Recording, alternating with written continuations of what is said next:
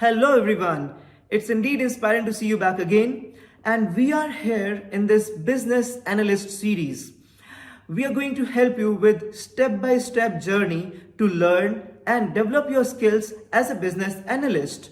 Here you will learn a lot about how to interact with client, how to capture the user stories, how to document them and produce BRDs and SRS, how you can do the data modeling part, UML modeling, software methodologies, Agile, Scrum and DevOps, so many and so much things to learn. So I insist you to go through this particular series and get an advantage on business analyst. Business analysis, planning and monitoring. So this particular area, like when we are going for business analysis, planning and monitoring. So in this case, I'll tell you some strategies that how, what are the different techniques and possibly few techniques. I'll try to take support from Excel and how they can be implemented. I'll tell you that. Yes, so here I have listed down. So here you can see, let me start from the first one.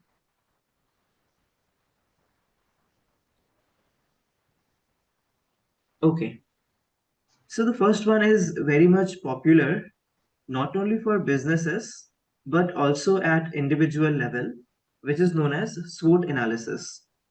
So let us immediately go to an Excel. Yes, so here. So this sheet we will have for SWOT, SWOT, ANALYSIS, SWOT analysis.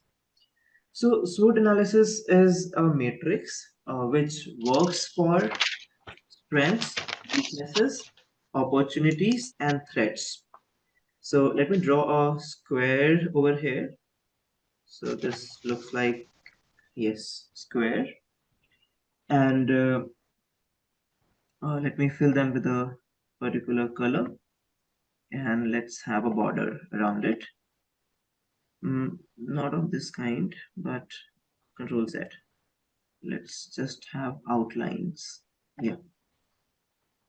Now I will divide this into 1, 2, 3 and 12. This first 12, 2, 3, 4, 1, 2, 3, 4. Okay, so 3, 3 I should have taken. No problem. So this I will divide as the first section, and let me give it a color as a different color. Similar way, this particular section, I'll keep it as some other color. And let me give it a border. This I can simply remove as of now. Yes. This one, let's have a different color. Probably, let's give it this one. Okay, and let's give a brighter color to this as well.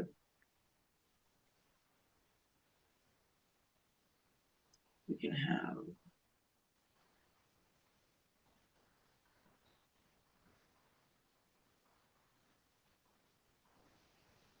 okay, yes.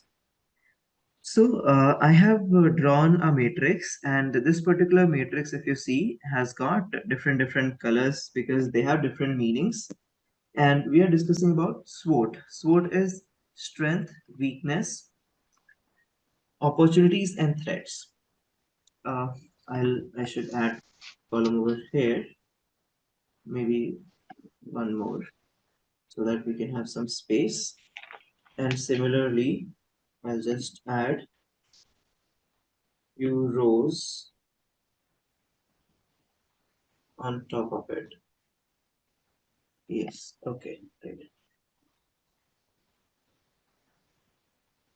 So now, if I consider this as strength, strength, this as weakness, this one as opportunity, and this one as threats. So if you see strength and weakness, these are the internal qualities or internal abilities strengths and weaknesses. So these are internal. So as a internal abilities of the organization. Whereas if we talk about opportunities and threats, they are external abilities or external conditions. So these are external. So I should not write abilities because they can be anything, not only abilities. Strengths are abilities. So this is simply internal, and the other one is simply opportunities and threats. They are simply external. Now, in the company, we may have, let's say, Java developers. So that is the strength. We may have people having experience, um, let's say, more than 15 years. That is strength. We may have certified professionals with more than, let's say, we have 20 plus count of certified professionals. We have IT infrastructure better than other companies. So these are all strengths, and they are internal. They are there with the company. So strengths are those human resources, infrastructure, processes, then MOUs, tie-ups, or agreements, kind of associations, associated companies. So all of these things are internal strengths of a company. Now the company also needs the knows the weaknesses. Company knows that let's say our analytical platform is outdated. So it cannot compete with the current modern day infrastructure. So this is weakness. We know that 10 employees,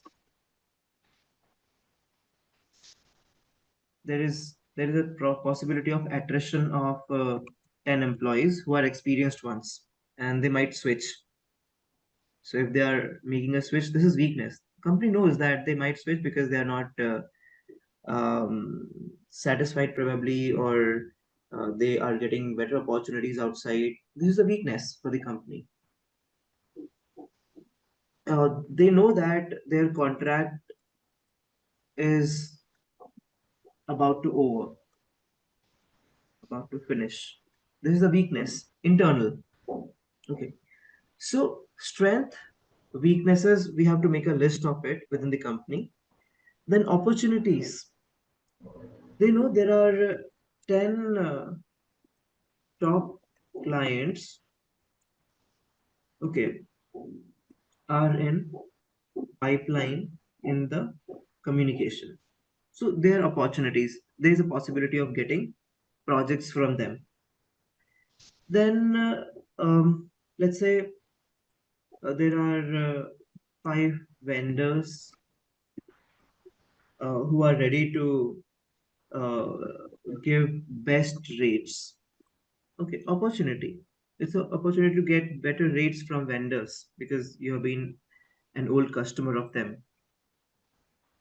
So opportunities are coming from outside. You can see that the clients, so they're not internal things. They are coming from outside.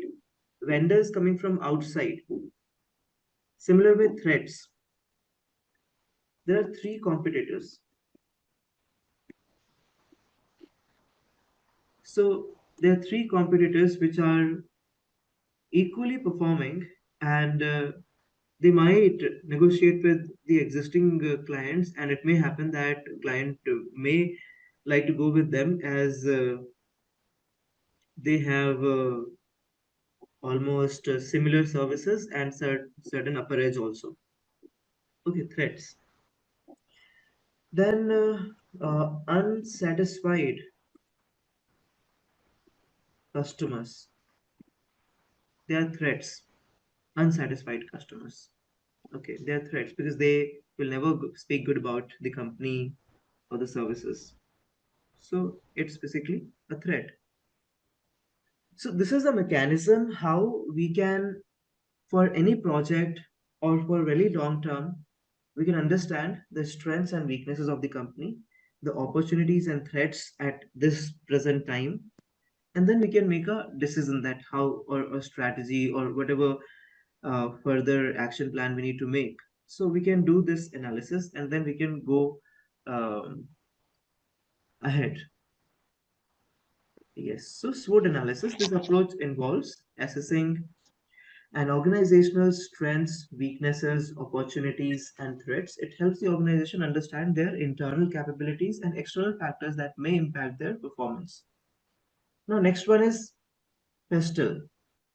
So, as soon as companies are growing, so we cannot grow in isolation.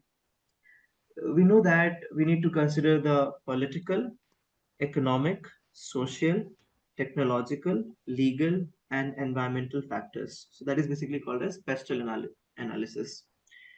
Many companies are always afraid of political changes happening in the country because as soon as the government changes, the policies changes, and the company owners must have made a good amount of investment based upon the policies made by the current government. And as soon as the government changes, let's say they change the policy, and whatever investment you have made now, it is of no use because the policy itself has been changed. And we have seen that normally during the time of elections, the companies are not ready to invest much on the government policies because they know anything can happen. And if a government changes up, then whether this policy will remain as it is or not, there is no guarantee. So we need to have political analysis. Similar way, economic, social, technological, legal, environmental. So as a business analyst, it might happen that you yourself probably won't be able to do everything. So you'll have to get connected, get support from the teams. For example, legal is there. So companies are having their CACS department. So we can consult from them. Environmental is there, technological is there. We can connect with the particular department and we can take their support to do this particular analysis, or we can get SMEs inputs whenever we are making a decision. So we can have a roundtable meeting, a discussion, and we can have their opinions and understanding about it. So that is how pestle analysis can be done. Next is root cause analysis. So this is very much being practiced to understand the reason behind the impact. So we call it as cause and effect analysis also. The approach and the focus here is something like this. Let me put it over here. Let's say if we have to do a root cause analysis.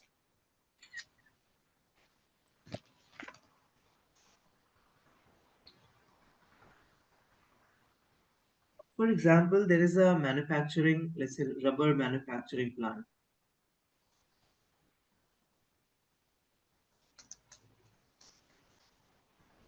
Okay. So in this particular rubber manufacturing plant, they are developing and manufacturing tires. And let's say we have a tire which is being produced. So tire model model, and let's say it's T0001. So this is the tire model number they have produced. Okay. Now, while doing the testing, we found that there's an issue, and issue is strength lower than the benchmark standards standards. So we have some standards which are benchmarked, and we need to have strength upper than that only. And we find that the strength is lower than that. Now what to do? So now we will have a root cause analysis. Okay. In the root cause analysis, when we started, we are trying to identify the reason. So reason one, stage one we are doing. So reason one is that the CHAMI chemical COMPOUND compound, let's say hash 3. So hash 3 is some chemical compound. Okay. Hash 3 is some chemical compound. So the chemical compound hash 3 quantity was wrong. Okay. Yeah, ratio was RATIO ratio was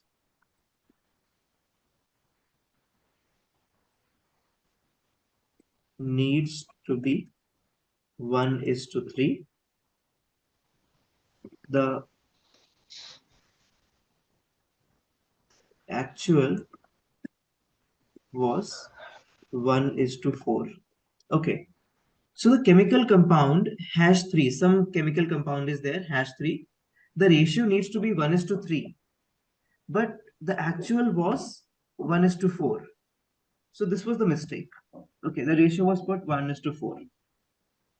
Now, we cannot just stop at this particular point. We cannot stop here. Root cause analysis says, okay, now go to the next level. The next level is, the next level here is REASN. Reason 2 we will get. Reason 2 we will get why ratio was 1:4. Okay, so this is what now we will try to identify why.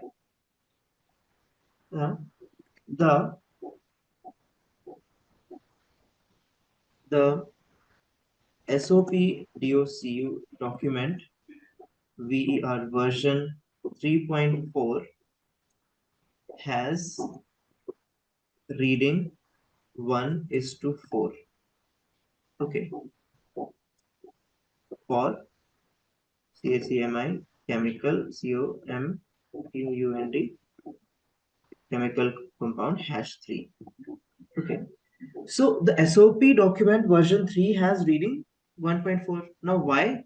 So again we will go, okay, now reason 3. Again why? Why the SOP document VR version 3.4 has READNG reading 1.4 for chemical compound 3. Why is it so? We would like to know about that. Then the reason, it was a test environment test environment, and the READNG reading is only for that test environment, not for prod environment. So the reading which is given in the version 3.4 is only for a test environment. It was some experiment going on. It was not meant for the production environment. Okay. Now reason 4. Okay. So we need to go to the root level, like why this actually happened, so that the correction can be made at the root level. So it was not a document error. So it is not doc error. It is human error, because somebody who was doing it, okay, he was responsible. So now, like we will have, yes, it was human error. It was SVMN, human ERR error. So finally, the conclusion is that somebody, human being who was making this particular thing,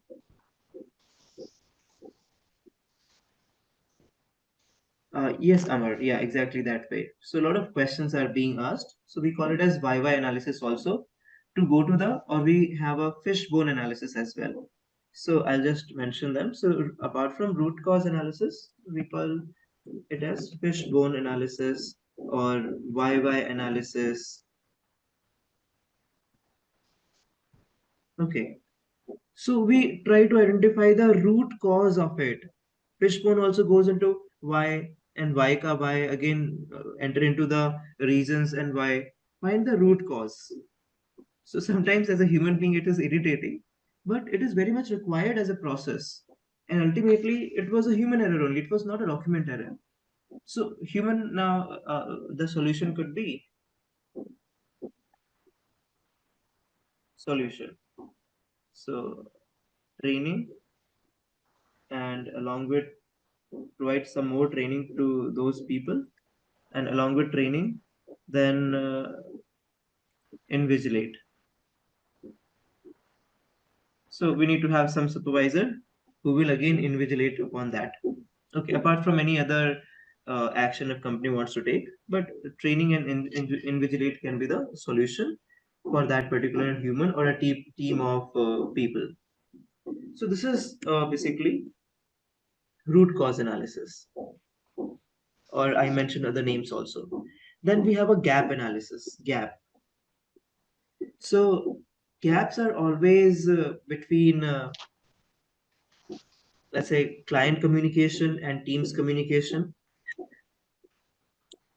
Then there could be a gap between understanding of technological demands of the technical team and the management who wants to approve, who has the right to approve or not to approve. So this is again an important part where we are able to see that a team is trying to say something and another team is not able to get convinced. A team is trying to explain something to the managers and higher level management, and they are not agreeing to it. So we can immediately understand, is there a gap? So we can do a gap analysis where we can compare organizational's current state to its desired future state. So this is an example. Okay, if we have a goal, if we want to complete a project, so what is the current state and what is the desired state? And in order to fulfill that, what all do we need? So what all do we need is basically your gap filling, your gap, and you need to suggest it to in order to fill that gap. So it can be simply done with the help of creating a table and writing the current states, writing the desired states, and then having a column where we will have actions or resources in order to fulfill that particular gap. So here, so we have SR number, then CURRENT current state, then DESIRED desired state, then here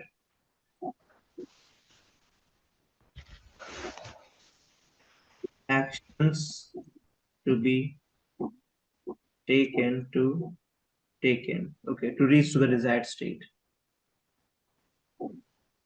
It's very simple, like I have drawn it in a very simple manner. For a particular situation, we may have more columns. It depends, like what all are we catering to. But this is simple way of understanding what is the current state, what is the desired state, and what actions do we need to take in order to achieve the desired state. So this is the representation of gap. Okay, this there's these actions to be taken, or like we can have actions to be taken. We may require some resources. It depends, like what kind of project we are doing, what resources do we require, or we can have more columns also. So whatever are the requirements to be fulfilled, they are basically representing the gap which needs to be taken care of. So this all represents the gap only.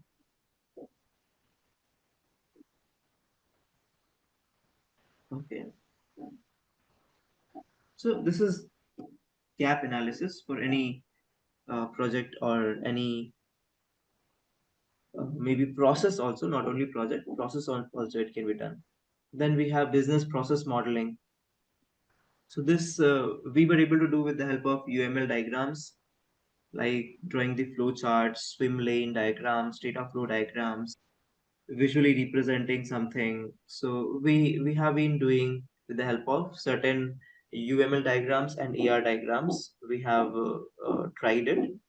So maybe I'll give more inputs on it after reviewing the BRDs and SRS. So I'll give more inputs on it.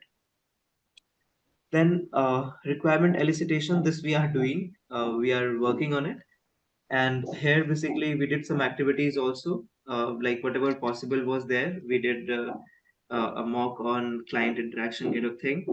So this can be done with the help of gathering the requirements, documenting business requirements by interviews, surveys, workshops, and other techniques to understand stakeholders' needs and expectations. So we also did some mocks on it.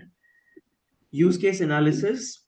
So under the UML diagram, we had basically created use case diagrams where we try to understand different users, which we call them as actors, and what sort of um, we designed the system, and we had the use cases inside the system, and how the stakeholders or the actors, we technically call them as actors in the diagram, how they interact.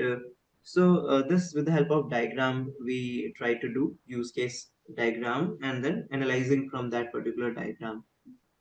Data analysis is another important aspect where we can do work on identifying the trends, patterns, insights. So here I will recommend that there's so many different options available today, and this purely depends on the kind of setup the organization is having, that how they analyze the trends, patterns, and insights.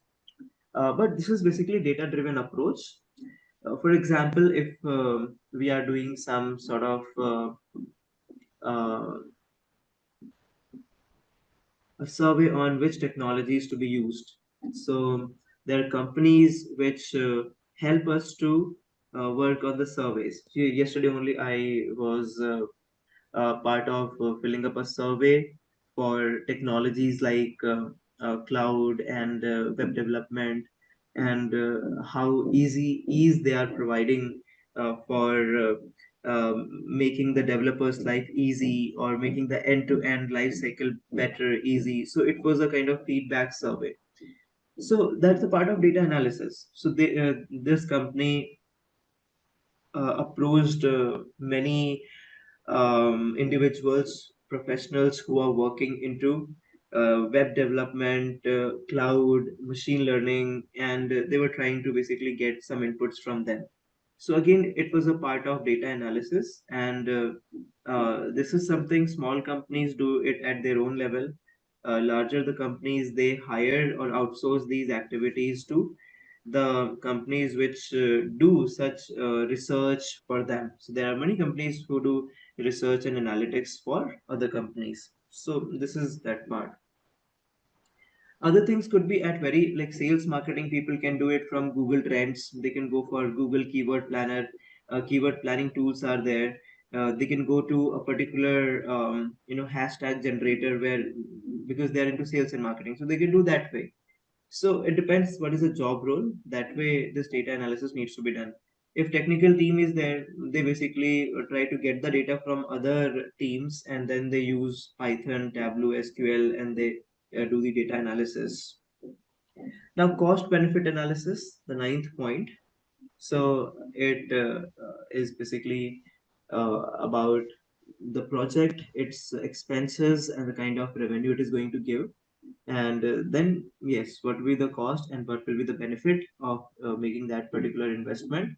And that helps us to basically decide whether we should go for it or not.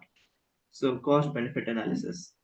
Stakeholder analysis. So, stakeholder analysis, again, this can be done with the help of interviews and discussions with the stakeholders, so that we are in line with whatever is the expectation of stakeholders, and we are able to meet those expectations.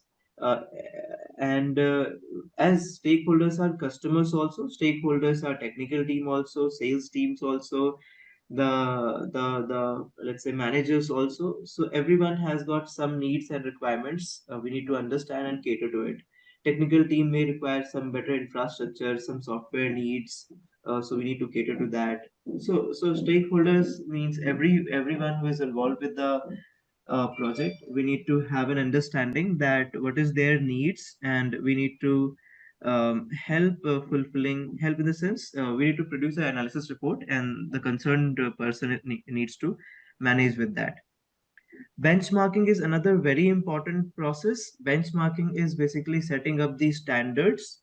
So, as I was using this word over here also in root cause analysis, if you see, so it was lower than the benchmark standards. So, benchmarks are some standards which are already tested, proven, and whenever we are working, we need to see that we are meeting up the benchmarks. So, we say that yes, you have set a benchmark. So, what is that?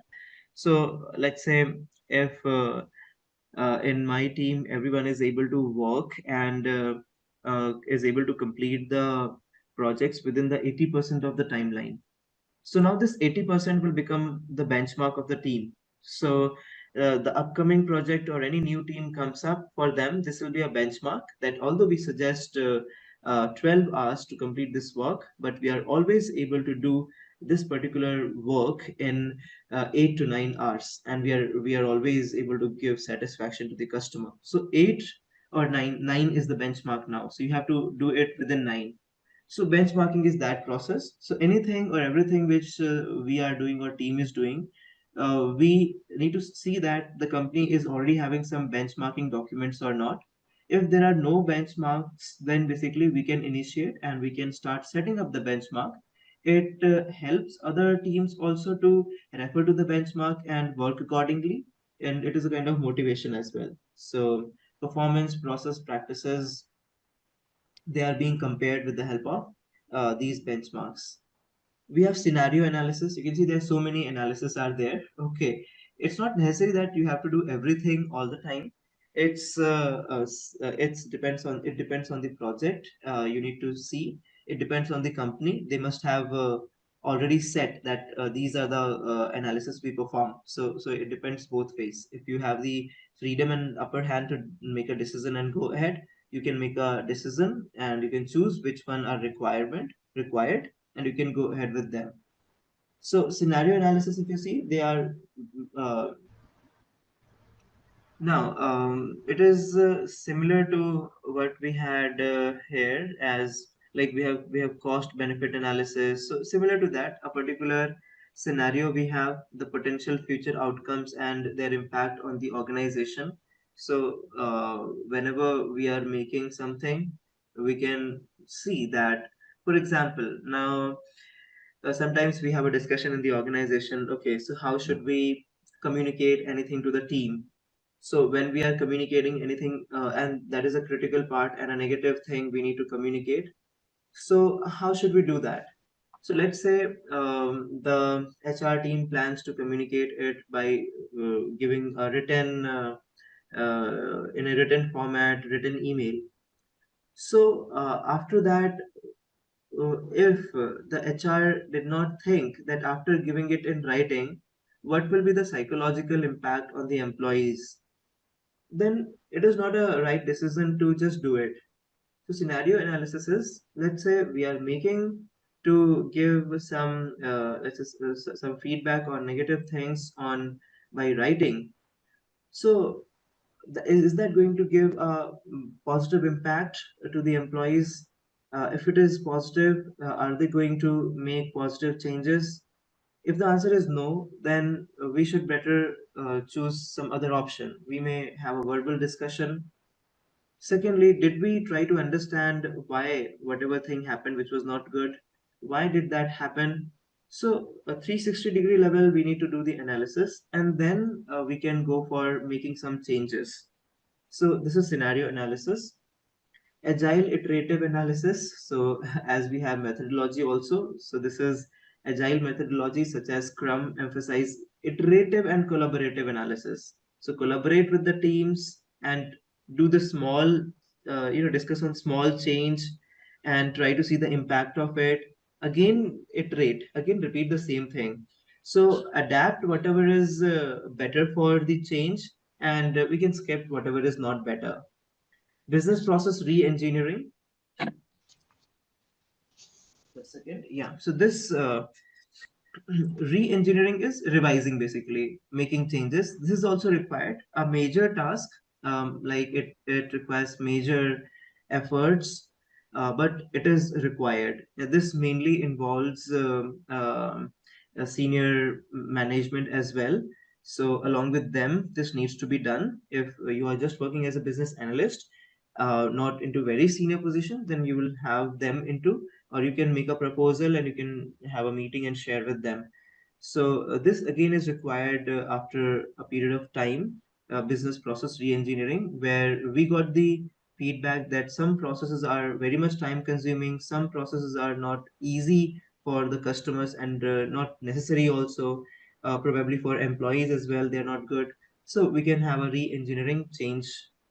Then decision analysis, something very important again. um, as I said, data-driven approach should be there.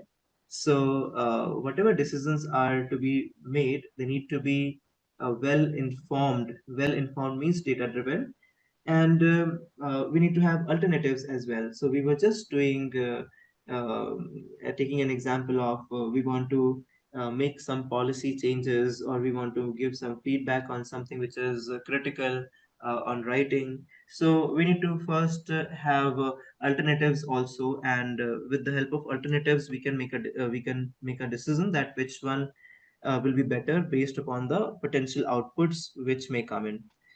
Okay. Yes. And whatever is possible to be applied as a framework. So we should create their templates. For example, the way root cause analysis is there, SWOT analysis is there. We did Rasi matrix also. Okay, then we have urgent important matrix as well. So it was, though it was not mentioned over there, the urgent important matrix. So that is again very important part, the urgent important. So let me just make a duplicate of it because it looks very similar like this. And let me make it urgent important matrix. So URGNT urgent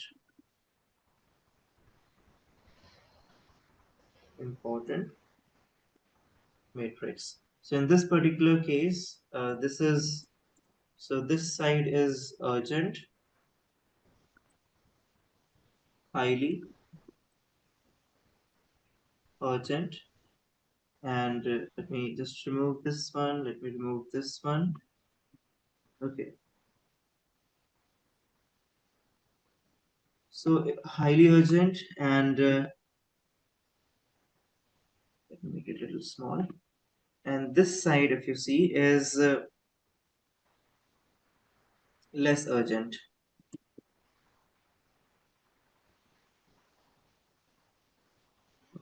How can I make it small? Yes, it is small now.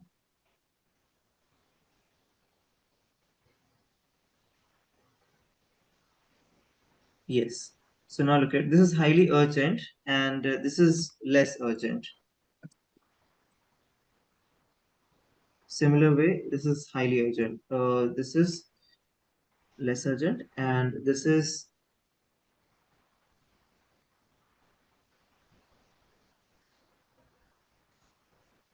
less important, and this is highly important.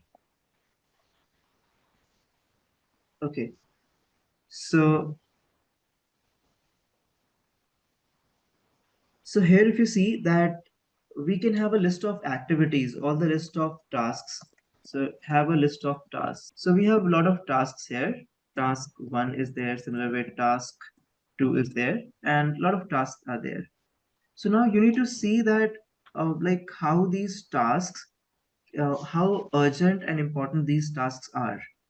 So just for example, I'm just taking example. Let's say these tasks are very much urgent and very much important. Okay, they're very much urgent and very much important. So you can see that if you go upper side, it is highly urgent, and if you go from the left to right side, it is highly important as well.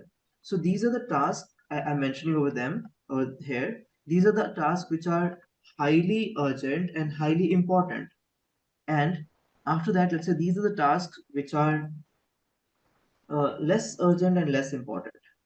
Then we have these many tasks which are highly urgent but not much important. And then we have these tasks which are, yes, so these tasks which are highly important but less urgent. Okay, so now you can see that we can always ignore and we can always avoid these tasks because they are not urgent and not important as well. So I'm just giving it a red color so you can ignore it.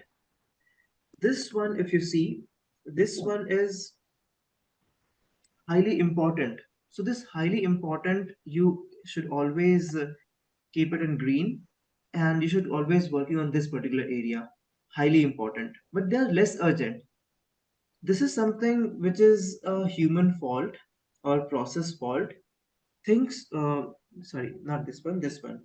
Things which are very urgent and very important. This is something as a process we did some mistake. Like we should never put any task or we should not delay any task which should come under this. Like it is important and it has become very urgent also.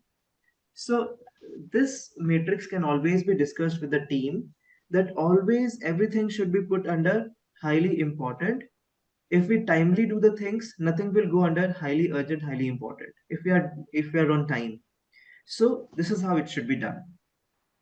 If you like this video, please do share it with your friends and those who need it. And don't forget to press the bell icon and also subscribe to our channel so that you can get all the videos notifications readily in your account.